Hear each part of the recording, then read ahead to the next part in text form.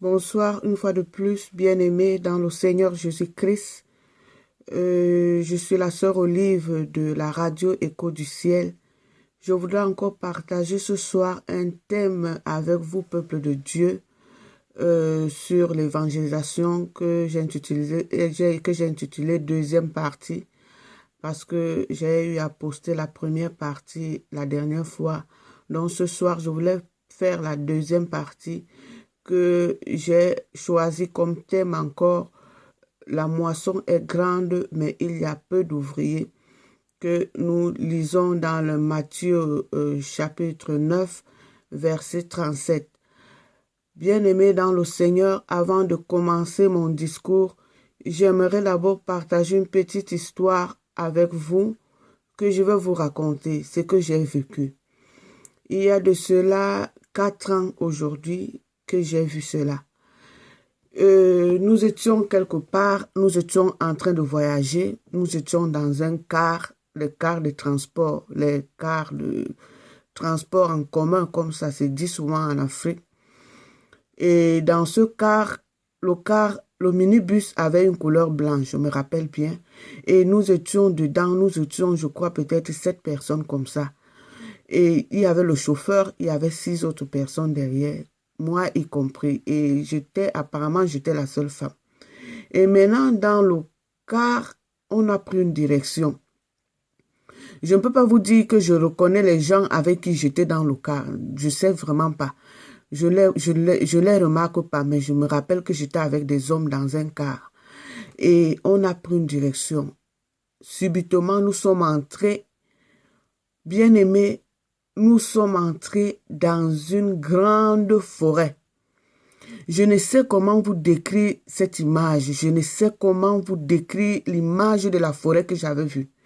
Depuis que je suis né en Afrique, Afrique équatoriale. Là, je viens de la région du sud, Cameroun. Il y a vraiment là-haut, il y a la forêt là-bas. Et ce sont des régions où j'ai souvent eu à parcourir aussi les régions du sud, donc je connais un peu la forêt. Mais je ne sais pas, je n'ai jamais vu ce genre d'image que j'avais vu cette nuit-là. Une forêt dense, une forêt, je ne sais pas comment je peux vous décrire cette forêt, le visage que j'avais vu. Une forêt sur les montagnes, la forêt était, mais elle était propre, elle était belle, mais elle était touffue, je ne sais comment vous décrire ça. Nous sommes entrés dans cette forêt. Je me suis demandé, c'est où, c'est quel monde ça? Et nous sommes arrivés à un niveau, c'était comme un carrefour. Il y avait comme 3 voies. Et les voies là se retrouvaient au milieu là, donc au niveau du carrefour là. Et notre chauffeur, celui qui était en train de conduire le car, à un moment, il s'est arrêté juste au milieu, là, au carrefour, il s'est arrêté. Et là où il s'est arrêté, c'est quand il y avait une station d'essence là. Alors, le monsieur est descendu du car, nous sommes restés assis dans le car. Le monsieur est sorti du car, il est allé se ravitailler, donc mettre le carburant dans la voiture. Donc, c'était comme si le carburant était fini dans le bus. Donc, il allait recharger. Maintenant, pendant qu'il était en train de charger le carburant dans le bus, moi, j'étais en train de contempler la forêt. Je jetais les regards de l'autre côté en haut, je rejetais de l'autre côté, je disais, merde, waouh, ça c'est quel genre de vision, ça c'est quel genre d'image, c'est quelle personne, c'est quoi ça? Je voyais la forêt était, mon Dieu, mon roi, je ne sais comment vous décrire cette forêt, je ne sais pas comment je peux vous décrire cette forêt, peuple de Dieu. Ce qui avait attiré mon attention dans cette forêt, quand je levais les yeux du côté de la montagne comme ça, c'était comme s'il y avait un champ. C'est pas comme si il y avait un champ. Et le champ là, il y avait des laboureurs, donc des agriculteurs, donc j'avais vu des engins, des gens qui travaillaient là-bas en haut avec des engins. Donc c'était comme si c'était des grands agriculteurs. Ils avaient nettoyé un côté, donc ils faisaient des grands champs là-bas.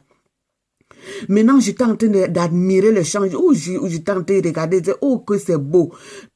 Pendant tout ce temps, nous sommes dans la voiture. Donc, je suis en train de contempler la montagne. Là, je vois comment les champs étaient beaux.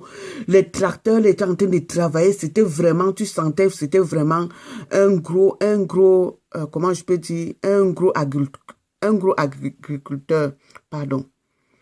Donc, j'étais assis, j'étais en train de contempler. Je disais, oh, que c'est beau, que c'est beau. De l'autre côté, en bas maintenant, c'était comme si à la vallée maintenant. Donc, quand je regardais maintenant vers le bas maintenant, de l'autre côté, il y avait aussi maintenant d'autres personnes qui travaillaient là-bas, mais eux travaillaient vraiment à la roue, comme dont les travaux champêtres, vraiment le genre un peu archaïque, avec des matériaux un peu archaïques là, les machettes, les roues et tout, mais c'était aussi propre. Eux faisaient leur part là-bas avec leurs moyens de bord, mais c'était propre. Les cultivateurs la cultivaient, les champs étaient bien dressés, bien propres, bien alignés, bien. C'était vraiment beau à voir.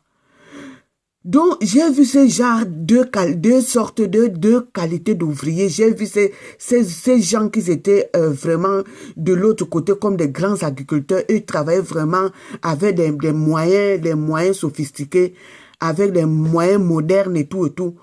De l'autre côté, en bas, maintenant, la vallée, c'était des gens comme des cultivateurs vraiment qui travaillaient avec les moyens pas aussi sophistiqués que ça. Mais eux aussi travaillaient. Mais quand j'ai maintenant jeté les yeux de l'autre côté, vers ma gauche, bien aimé, mon frère, je ne sais comment je peux te dire, je sais comment dire ça. Ce que j'avais vu de l'autre côté, j'ai dit la forêt était versée, waouh. Il y avait encore une grande masse de forêt de l'autre côté là-bas. Donc là où j'avais vu les deux personnes en train de travailler, c'était une petite partie. Mais quand j'avais jeté les yeux de l'autre côté encore, à ma gauche comme ça, là, je lançais les yeux, il y avait encore la forêt était encore versée comme ça. Wow. Je me suis dit, merde. Dans mon cœur, dans mon esprit, assise dans la voiture, j'ai dit, merde. Il y a encore assez de travail comme ça. Qui va faire tout ça? Je vois seulement les gens, s'ils ont déjà fait que le petit côté-ci maintenant. Qui va faire tout l'autre côté là? Donc, dans mon intérieur, comme ça, assise dans la voiture, je m'exclame comme ça dans mon esprit que, mais, je vois le travail est tellement énorme, il y a encore beaucoup à faire. Et je vois le nombre d'ouvriers que j'ai vu de ce côté-ci n'était même pas aussi nombreux que ça. Et je vois le travail qu'il y a encore à faire. Je me suis exclamé dans mon esprit, dans mon cœur que, Seigneur, qui va faire tout ce travail-ci? Alors, c'est comme ça que le monsieur qui était en train le chauffeur qui était en train de mettre le carburant, de charger le carburant, il a fini de charger le carburant, il est entré dans la voiture, il a pris le vol, il a démarré la voiture, nous sommes repartis. Et c'est là où je me suis réveillée. Bien-aimé dans le Seigneur, quand je me suis réveillée, j'ai médité sur ce rêve. J'ai médité, j'ai demandé au Seigneur de m'expliquer. Parce que je n'ai pas pu comprendre cette vision. J'ai beaucoup réfléchi. Je me suis dit, qu'est-ce que le Seigneur voulait m'enseigner? Qu'est-ce que le Seigneur voulait m'enseigner? C'est après que le Seigneur m'a dit que la moisson est grande, il y a peu d'ouvriers. Bien-aimé, la moisson est grande, il y a peu d'ouvriers. Il y a à faire. J'ai vu les ouvriers modernes, j'ai vu les ouvriers qui travaillent avec leurs petits moyens de bord. Chacun travaille à son niveau. Mais il y a encore assez d'ouvriers. Il en manque encore. Il manque encore assez d'ouvriers, bien-aimés. Bien-aimé peuple de Dieu, il en manque encore. Ce que j'avais vu le jour-là dans ma vision, moi-même j'ai eu pitié. Je me suis dit, Seigneur, qui va faire tout l'autre travail là? Quand j'ai vu la forêt là, j'ai vu comment il y avait encore à faire. Je me suis dit, qui va faire ça? Bien-aimé dans le Seigneur, nous dormons. Nous dormons. La moisson est grande. Il y a peu d'ouvriers. C'est pourquoi le Seigneur dit encore, priez pour que le maître de la moisson envoie des ouvriers dans sa moisson. Mon Dieu, mon roi, bien-aimé, lèvons-nous. Ce n'est pas l'histoire d'une seule personne. Nous tous, nous sommes impliqués. Nous tous, nous sommes impliqués. C'est pour ça que je vous ai parlé de l'évangélisation. Ce n'est pas une histoire d'une personne. C'est pour ça que le Seigneur Jésus, à un moment, il avait trouvé que Au départ, il avait 12 disciples. À un moment, il avait vu que la moisson était grande.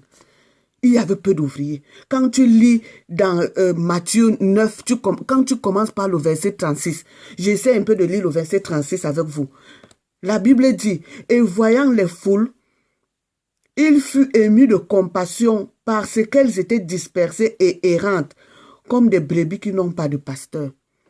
Bien-aimés, le Seigneur Jésus-Christ a eu compassion. La même compassion que j'ai eue quand j'ai vu la forêt, j'ai eu la compassion. Qui va faire tout ce travail, ce Seigneur? C'est la même compassion que le Seigneur Jésus-Christ avait quand il voyait la foule qui le suivait partout.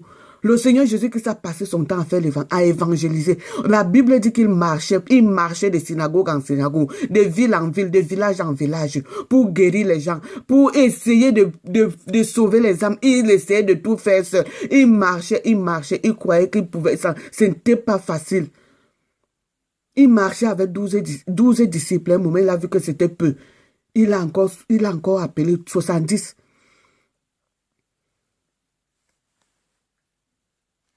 La Bible dit qu'après les 12 là, il a vu qu'il y avait trop de travail. Il a encore désigné 70 disciples qu'il a envoyé maintenant que allez-y encore.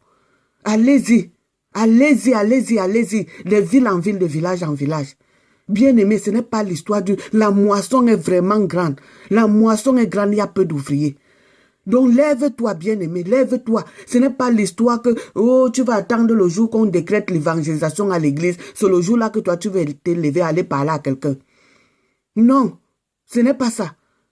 C'est pas que tu dois attendre un signal de quelqu'un. Toi-même, lève-toi. Tu as accepté Jésus-Christ, tu connais Jésus-Christ, tu connais comment Jésus-Christ agit dans ta vie, comment il a agi dans ta vie. Tu es un témoignage vivant de Christ. Lève-toi, va parler de Christ. Va témoigner Christ. Christ qui t'a sauvé. Christ qui te donne le souffle de vie du jour et nuit. Christ qui te donne à manger, qui t'a donné un mari, qui t'a donné une femme, qui t'a donné les enfants. Christ qui t'a donné le travail. Tu ne lui as jamais dit merci. Merci, ce n'est pas seulement aller témoigner à l'église. Il dit dans sa parole, si tu as honte de le témoigner, tu as honte de parler de lui, il aura aussi honte de te témoigner devant son Père. Ce n'est pas seulement à l'église que tu vas aller témoigner que oui, Christ m'a fait ceci. Christ a fait ceci pour moi. Christ a fait ceci. Parle de Christ partout où tu te trouves. Parle de Christ partout où tu es, mon frère. Mon frère, ma soeur, c'est ça que Christ attend de nous. Il n'attend pas seulement que tu le fasses à l'église. Parle de Christ partout. La Bible dit que le Seigneur Jésus-Christ marchait. Il a passé son temps à marcher. Il a passé son temps à marcher de ville en ville, de village en village. Il n'attendait pas seulement aller dans... Il marchait. Il marchait. Bien-aimés, nous sommes assis là.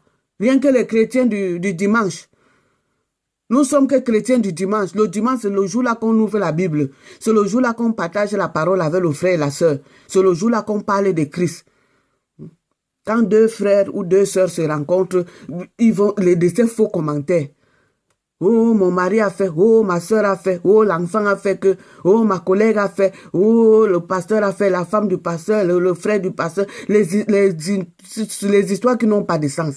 Parlez de Christ là où vous trouvez. Mon bien-aimé, ma soeur, tu es venu me rendre visite. J'ai tel problème. Quand je lis tel passage biblique, je ne comprends pas. Est-ce qu'on peut un peu partager? Est-ce qu'on peut un peu méditer sur ça? C'est ça les enfants de Christ. C'est ça les enfants de Dieu. C'est ce que Dieu attend de nous. Partagez sa parole. Partagez. Parlez de Christ partout où vous vous trouvez. Parlez de Christ. Sortez. Bien-aimé dans le Seigneur, je vous parle comme ça parce que ce que j'avais vu jusqu'aujourd'hui, quand je pense à cette vision, j'ai la frousse, je ne sais pas comment